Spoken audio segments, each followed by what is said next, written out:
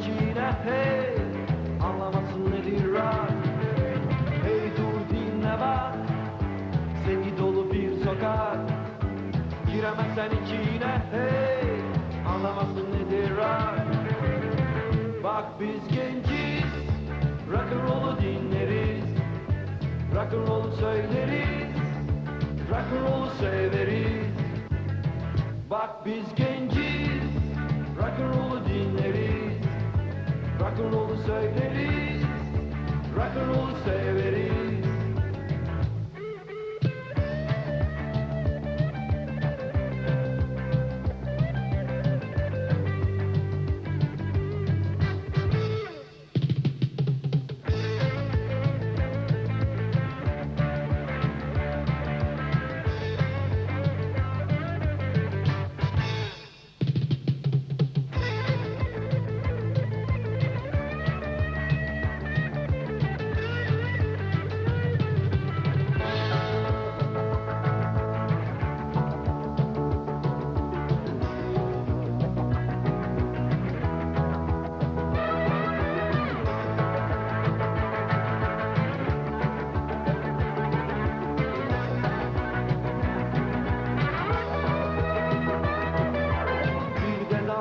Var, canımızda can kadar. Tadına bak haydi sen de, rock'n'roll'da hayat var. Bir de dansımız var, canımızda can kadar. Tadına bak haydi sen de, rock'n'roll'da hayat var. Bak biz genciz, rock'n'roll'u dinleriz, rock'n'roll'u söyleriz, rock'n'roll'u severiz.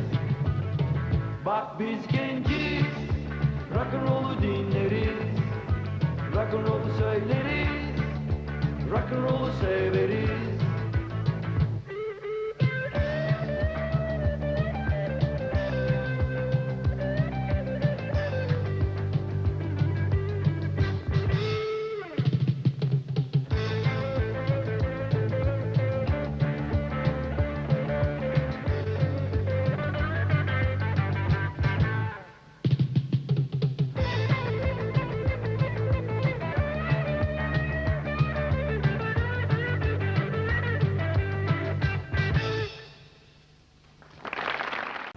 Türkiye Darı Müziğin geçmişine hoş geldiniz. Bu bölümde Whiskey grubunu anlatıyoruz. Whiskey'nin hikayesini fotoğraflar ve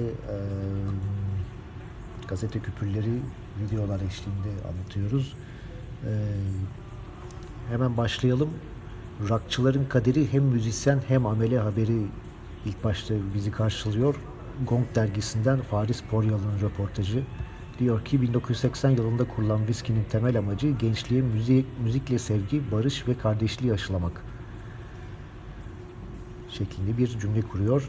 Bu röportajda grubu inşaat işlerinde görüyoruz. İstanbul'da Fındıkzade'de bir yer bulduk. Burayı kendimiz onarıyoruz. İç dekorasyonunu kendimiz yapıyoruz ve en kısa zamanda rockçıların çıkıp diledikleri gibi çalabileceği bir merkez haline getirmek istiyoruz demişler. Grubun kadrosu o zamanlar Kamil Özaydın, Serdar Çokuslu ve Ümit Altın şeklinde.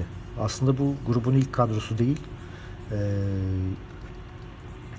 Headbang dergisinin Kasım-Aralık 2014 sayısında Çağlan Tekil'in yazdığı Whiskey yazısında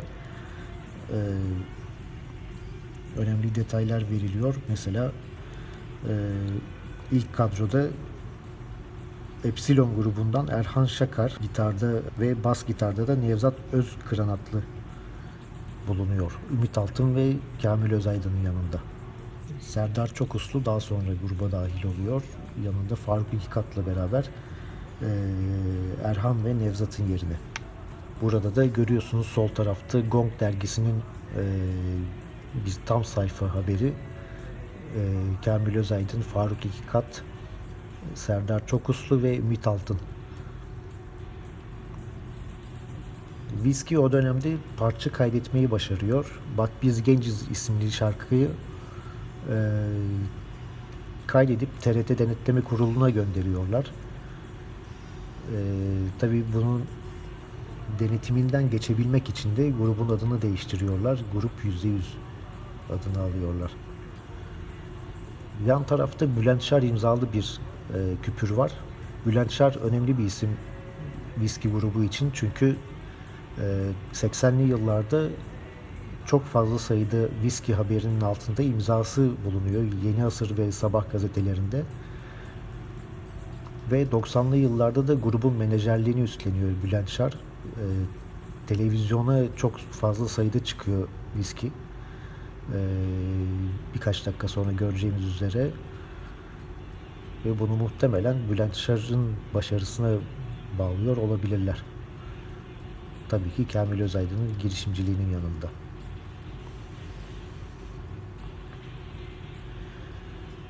Dönemin rock toplulukları ile birlikte anılıyorlar viski grubu. Devil, Ra, E5, Danger, ki ismi sonradan Denge oldu. Kafasına göre takılan gençlerimiz diye bir haber var. Rock'a gönül vermiş gençler arasında Budizmle ilgilenenler ve Uzak Doğu'ya gidenler bile var. Başlıklı bir haber var burada. Farklı gruplardan elemanlarla bir kısa röportaj yapılmış.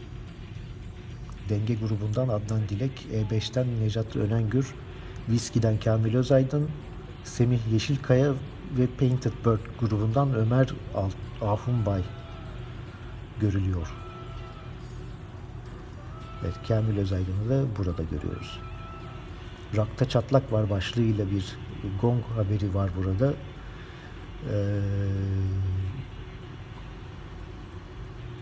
Grupların yavaş yavaş aralarında anlaşmazlıklar oluşturmaya başladığından bahsediyor. Ve sağ tarafta da Hürriyet'in haberi. Türkiye'de de bir yeni dalga var duyurusu yapmış. Viski de bu yeni dalgayı oluşturan grupların arasında gösteriliyor. Flash konser 1983 yılında 27 Mart 1983 İstanbul Tepebaşı Gazinosu Rock Festivali. Grup Danger ve Viski elemanları bir arada. Bu önemli fotoğrafın altındaki fotoğrafta ise seyircileri görüyoruz. Avcılar tayfası seyirciler arasında dönemin önemli heavy metal dinleyici topluluklarından bir tanesi Avcılar tayfası. Bu konserde de Devil organize etmiş. Devil, Ra, E5, Keops, Latin 2, Danger, Whiskey ve Fantastic gibi isimler sahne almış. Aynı ay birkaç gün önce de Whiskey Grup E5 ile birlikte yılın gençlik çayını organize etmiş. Ve 1984 yılında Büyükada konseri sonrası Serdar Ümit ve Kamil'i görüyoruz.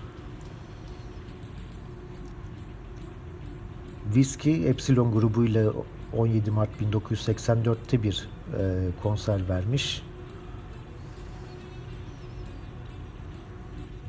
Sonrasında Kasım 1984'te muhtemelen bir solo konser vermişler. Heavy Metal Fırtınası adlı bir konser.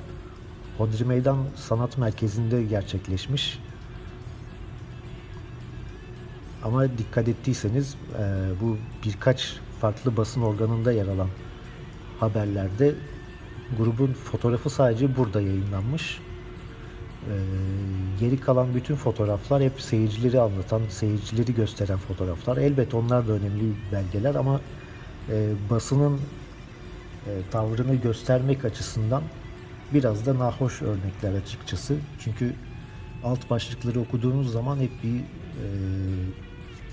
dönemin heavy metal dinleyicilerini yadırgayan, yargılayan bir üslup hakim. Hep bir anne baba bakış açısıyla yaklaşılmış ve onları anlamaz bir tavırla bahsedilmiş. Mesela heavy metalciler çıldırdı. Konserin verildiği Hodri Meydan zincirli zımbalı gençlerle tıka basa doldu. Elinde zinciriyle dolaşan kızlardan sahneye fırlayıp naralar atan gençlere kadar hemen her cins heavy metalcinin hazır bulunduğu konser bir hengame içinde sona erdi denmiş. diğer alt başlıklar arasında değişik tipler var mesela. Hep birlikte yaptıkları işaretle coşuyorlar. Ve bunun dışında biz hiçbir canlıya zarar vermeyiz gibi çocukların yaptığı taşkınlıkları bir kenara atıp normalleştiren, evcilleştiren bir takım demeçlerini dile getiriyorlar. Bunu basın mensubu mu uyduruyor yoksa gerçekten durun abi bizi yanlış anlamayın şeklinde mi demeçlerde bulunuyor gençler, onu bilemiyorum tabi. Ama benim gözlemlediğim bunlar. Yerli metalcilerin çılgın dansı Babaanne ile coştular mesela. Çılgın müzikle başlarını piste vura vura dans ettiler. 1985 yılına geçmeden önce 1984'te birkaç gelişme daha oldu grupla ilgili. Bunlar slaytlarıma yansımadı. Grubun Bak Biz Genciz kaydının dışında ilk albüm Babaanne'yi de kaydettiler. Grupta bir takım eleman değişiklikleri olduktan sonra tabii ki. Mesela Filip Sümbülkaya geldi davulda.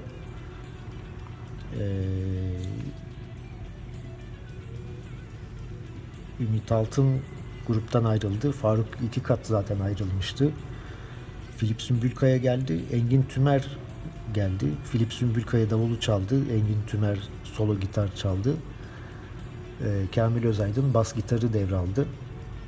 Ve 1986 yılında yayınlanan Whiskey'nin Babaanne adlı kaseti. Bu da 1999 yılındaki yeniden basımı Mega Müzik tarafından basılmış durumda. Kartonete bir göz atalım. Grubun kadrosu 3 kişi olarak gösteriliyor. Kamil Özaydın, Serdar Çokoslu ve Filip Sümbülkaya şeklinde. Ve yeni basımda Serdar Çokoslu'nun bir albüm hakkında yazısı mevcut. Videoyu durdurup okuyabilirsiniz bu yazıyı. Arka tarafında da şarkı sözleri var. Babaanne, arayış, kendine hoş geldin, yolculuklar, şans, talih, rüşvet, rock'n'roll'u bir dinle, hoşgörü ve bak biz genciz gibi şarkılar bu albümde.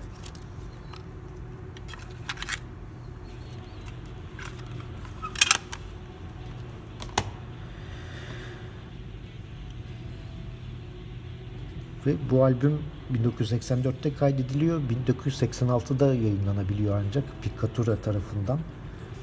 Bulutsuzluk Özlemi'nin de ilk albümünü yayınlayan Piccatura plak şirketi. Filip Sümbülkaya sonra Bulutsuzluk Özlemi'ne gidiyor hakikaten de. Ama gitmeden önce 1985 yılında Bursa Festivali'nde grupla birlikte çalıyor. Burada slaytta gördüğümüz gibi. Ve 1986 yılında Adalar Belediyesi tarafından düzenlenen 2. Adalar Kültür ve Sanat Şenliği'nde bir rock müzik yarışması gerçekleşiyor. Bu yarışmayı Whiskey birincilikle tamamlıyor. Babaanne ve Bak Biz Genciz adlı şarkılarıyla. Evet, ve burada ödülünü alırken görüyorsunuz Whiskey'yi ve burada belediye başkanının verdiği sertifika var. Bu esnada Babaanne kaseti çıkıyor. 31 Ocak 1987 tarihli Hey dergisinde kasetin tanıtımı yapılıyor.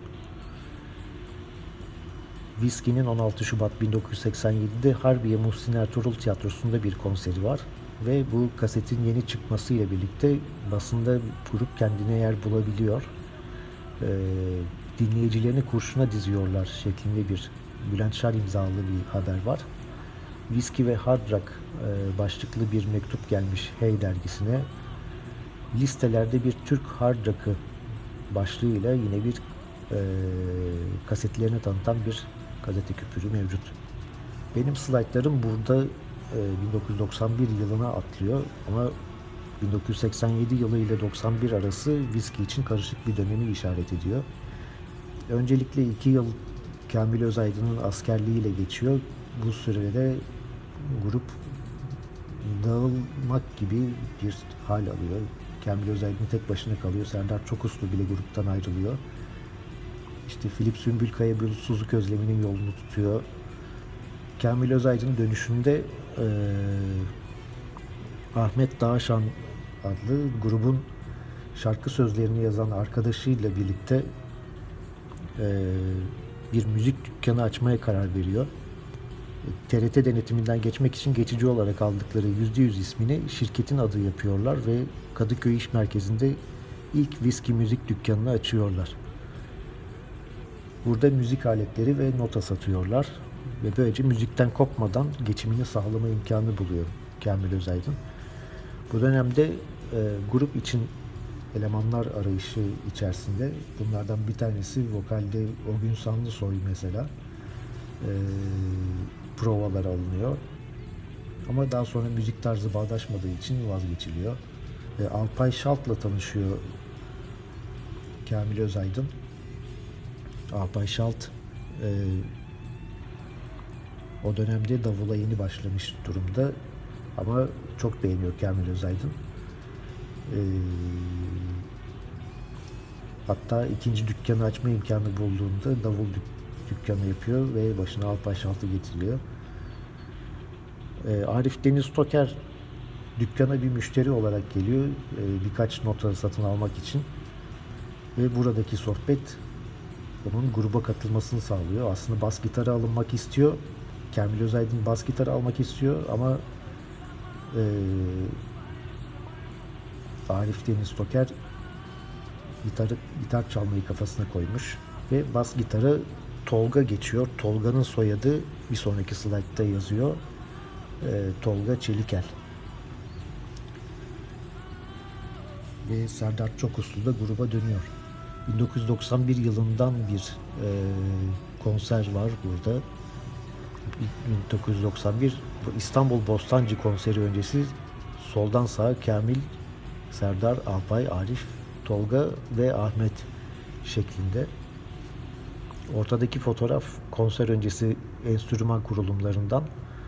Burada Güven Erkin Erkal'ı görüyorsunuz konser organizatörü olarak.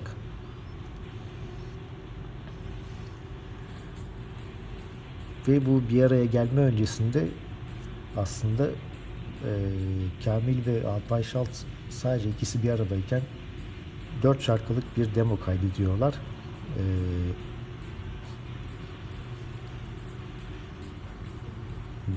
İsmini 4 mevsimden alan İlkbahar, Yaz, Sonbahar, Kış isimli şarkılar. Ve bunu bir televizyon programında sahneleme şansı buluyorlar. Kamil Özaydın'ın aklındaki her zaman hayalinde olan yanma prodüksiyonu burada yönetmenin birazcık ayarı kısmasıyla gerçekleştiriyorlar. Sadece enstrümanların ucu yanıyor, görüyorsunuz burada. Ama bu şekilde bile haber oluyorlar gazetelere. Çarşambanın Gelişi programında çaldıkları bu performansta. Ve grubun demosunu basın ilginç bir şekilde bol miktarda gösteriyor. İlginç diyorum çünkü bir demo kasetten bahsediyoruz. Demo kaseti ana akım medyada bu kadar yer bulması oldukça ilginç. Viski o dönemde hız kesmiyor ve Rusya'dan Monoma isimli grubu çağırıyor. Mohomax ya da Monomax şeklinde de okunabilir ama ben tahmin ediyorum ki Monoma şeklinde okunuyor olsa gerek. Ama gruba ilgi az oluyor. İstanbul Açık Hava Tiyatrosu'nda gerçekleşen konserde Kamil Özaydın bir televizyon programı fırsatı daha buluyor. Yanma prodüksiyonu gerçekleştirmek için. Bu sefer ayarı birazcık daha açıyorlar. Ama yanmaz elbiselerinin olmasına rağmen Kamil Özaydın alev alıyor. Alev topuna dönüşüyor adeta. Ve bu şekilde gazetelere haber oluyorlar. pazarlık programında bunu gerçekleştirmişler. Binnaz şarkısını söylerken. Ve bu dönemde aslında grup televizyona çok fazla miktarda çıkıyor. Bir kısmında görüyorsun, bir kısmında Kamil Özaydın'ı da görüyorsunuz, bir kısmında Kamil Özaydın yok ne yazık ki. Çünkü ani bir beyin kanamasıyla hayata veda ediyor. 1993 yılının Mayıs ayında, pardon 1992 yılının Mayıs ayında hiç beklenmeyen bir gelişme. Daha grubun çok büyük hedefleri varken gerçekleşen bir durum. Ama en azından grup hız kesmiyor ve yoluna devam ediyor bir şekilde. Üzerinde çalıştıkları albümü tamamlıyorlar. Kamil Özaydın'la birlikte bir kısım şarkıları kaydetmişlerdi. Geri kalan şarkıları tamamlıyorlar ve Ateş Suyu isimli kaseti yayınlıyorlar. Binnaz, Yalnız Seninle, Cumartesi, Sana Ağıt, Cadı, Güneşli Yağmur, Dön Geri, Sen Bana Baharla Geldin gibi şarkılar burada yer alıyor. Kasetten fotoğrafları görüyorsunuz.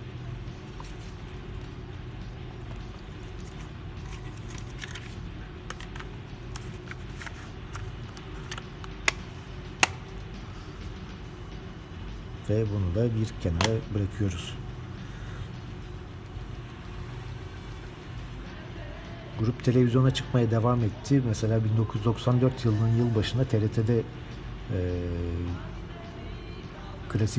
Kamil Özaydınsız klasik kadrosuyla televizyona çıktılar. Bunun dışında yine 1994 yılında TRT için yapılan bir prodüksiyon var.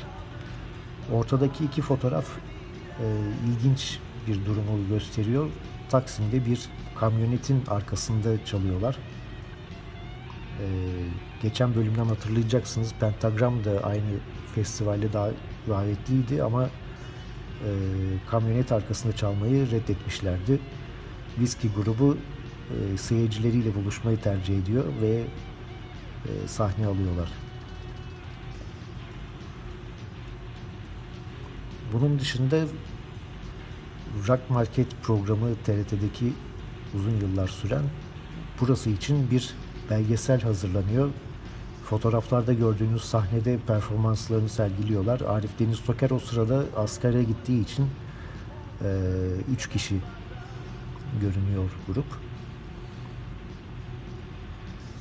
15 Ekim 1994'te de Whiskey Darkface ile Ankaralı thrash metal grubu Darkface ile birlikte Ankara'da sahne alıyor. Hangar Bar'da. Gitarda Taner Keleş'i görüyoruz. Arif Deniz Toker'in yerine. Ve konser öncesi seyirciyle buluşuyor grup. İmza dağıtıyor sevenlerine. Ve son slaytımız 1998 yılını gösteriyor. Deimos grubu Ankaralı, tamamı kadınlardan oluşan bir death metal grubu Whiskey ile bir horror party düzenliyor. Korku gecesi temalı bir konser düzenliyor. Zaten görüyorsunuz maskeler, işte bal kabakları falan var. Bu esnada 1996 yılı yanılmıyorsam bir albüm çıkarıyorlar. Güneşin Tahtı diye.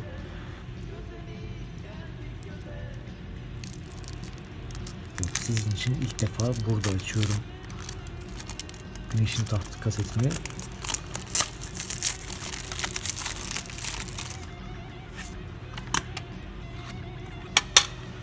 Yak Bizi adlı şarkıyla karşılıyor Cartonet.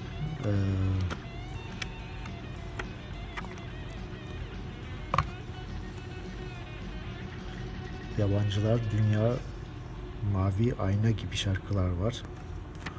Arka tarafta da devam ediyor. Yak Bizi'nin klibinden bir imaj bizi karşılıyor.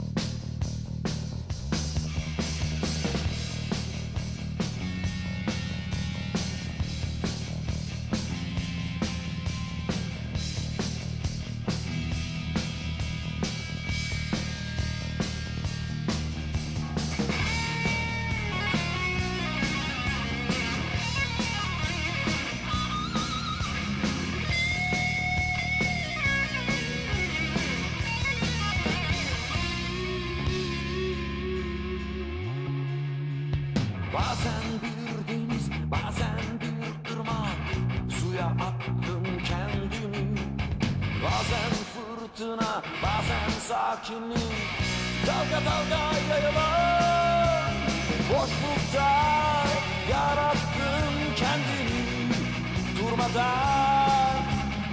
Ateşten bir çember bulmadan daralan.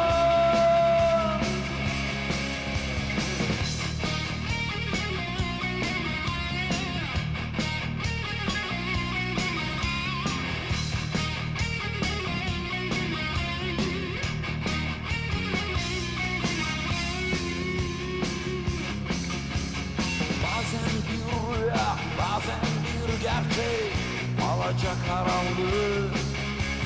Bazen yalnızken, bazen herkesle, dalga dalga yayılan boşlukta yarattın kendini durmadan. Ateşten bir çember durmadan daralan.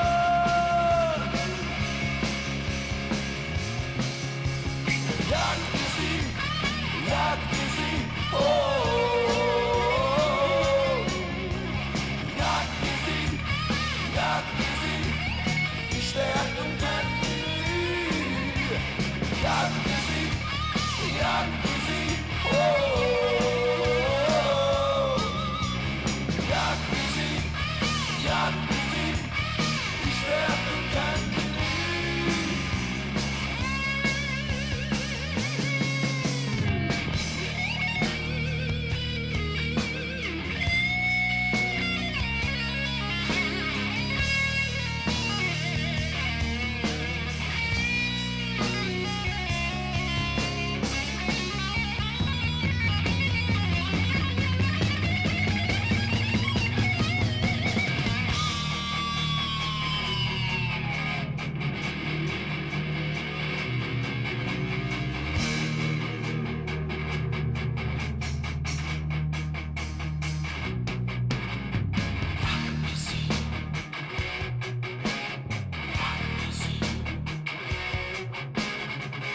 Bazen bir deniz, bazen bir ırmak, bazen fırtına,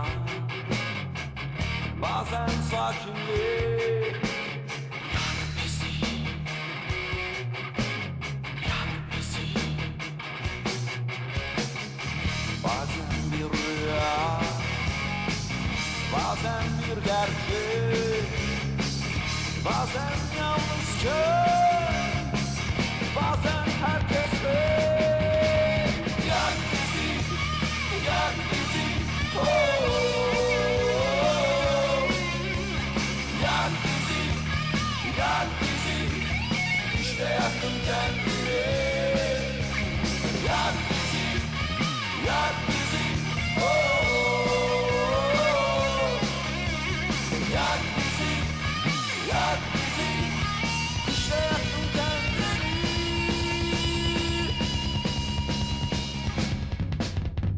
Yak bizi. Bu şekilde bir kartoneti var. Evet, bu kasetten Yak Bizi'nin klibi çekiliyor. Yak Bizi önemli bir viski hiti oluyor. Ve 1998 yılında da Dünyanın Kapısı isimli bir kaset çıkıyor. Tamamı akustik kaydedilmiş bir kaset.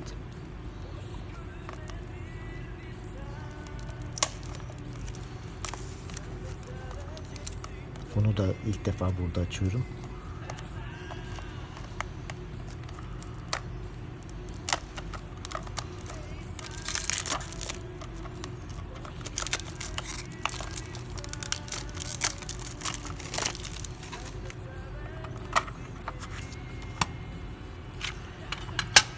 Bunda bir kısmı bilindik şarkılar varken bir kısmı ilk defa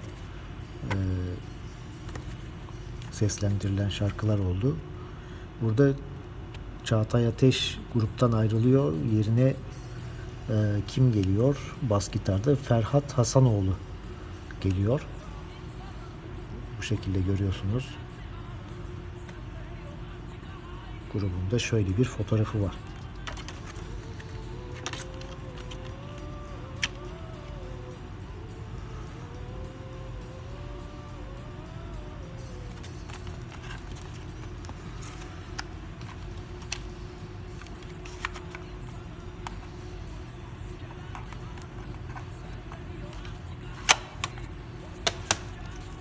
Whiskey grubu 2000'li yıllarda pek aktif olamadı.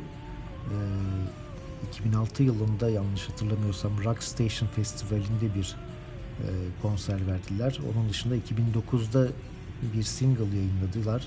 Tamamen farklı bir kadroyla. Sadece Serdar Çokus'la orijinal kadrodan bulunmaktaydı. Biz adındaki bir single. 2011'de bir best of yayınladılar. Ve 2013'te Ateş Suyu'nun 20. yılı sebebiyle orijinal kadro, daha doğrusu Kamil Özaydınsız klasik kadro bir araya geldi ve o gün bugündür de zaman zaman sahne alıyorlar Whiskey adı altında. Ve bu kadrodan ne bekleriz? Bu kadrodan tabii ki albüm bekleriz. Umarız yeni bir albüm hazırlığı içerisindedirler. Yeni konserlerde bizlerle görüşmeyi sürdürürler diye ümit ediyorum. Ve böylece programın da sonuna geliyoruz. Bu zorlu programın, çünkü 2 defa çektim bunu. Şarjlar bitti, kayıtlar durdu, tekrardan başlattım filan. Ama yeni mikrofonumla umarım ses sorununu sonsuza kadar çözmüşüzdür. Evet, bu bölümlük benden bu kadar. Gelecek bölümde bir başka grupta görüşünceye kadar hoşça kalın.